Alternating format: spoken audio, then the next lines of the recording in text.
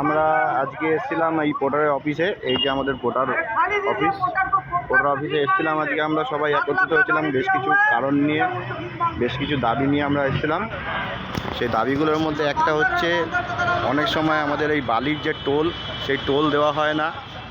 বলে toll add আছে, কিন্তু টোল অ্যাড থাকে না, ঠিক আছে।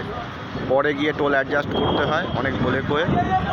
দ্বিতীয়, যখন তখন যে কোনো কারণে যে কোনো ড্রাইভারকে যে কোনো ইস্যুতে সাসপেন্ড করে দেওয়া হচ্ছে, এবং সাসপেন্ড করার পর তাকে বলা হচ্ছে 5,000 টাকা পে করো, এবং পে করার পর আপনার এই আইডিটা খোলা হবে। আর ভাড়া এমনই পজিশনে পৌঁছেছে যে ভাড়া একটা ভ্যানওয়ালাও যে টাকায় ভাড়া যাবে না এক স্থান থেকে এক স্থানে, তার থেকেও কম করে দিয়েছে আমাদের ভাড়া। তো আমাদের এই গাড়ির মেনটেনেন্স আছে, আমাদের গাড়ির সিএফ আছে, ইন্স্যুরেন্স আছে, সব কিছু করার পরেও আমরা এগুলো পাচ্ছি না। এবং আমরা পোর্টারের পার্টনার, পোর্টার বলে আমরা পার্টনার। তো আমাদের 100 টাকা কাজ হলে সেখানে 12 টাকা সে নেয়, 88 টাকা আমরা পাই।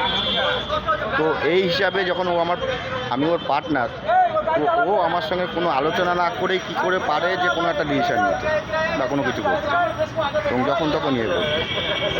এইটাই আমাদের দাবি। আজকে আমাদের এই সাসপেন্ড তুলতে হবে, ভাড়া বাড়াতে হবে।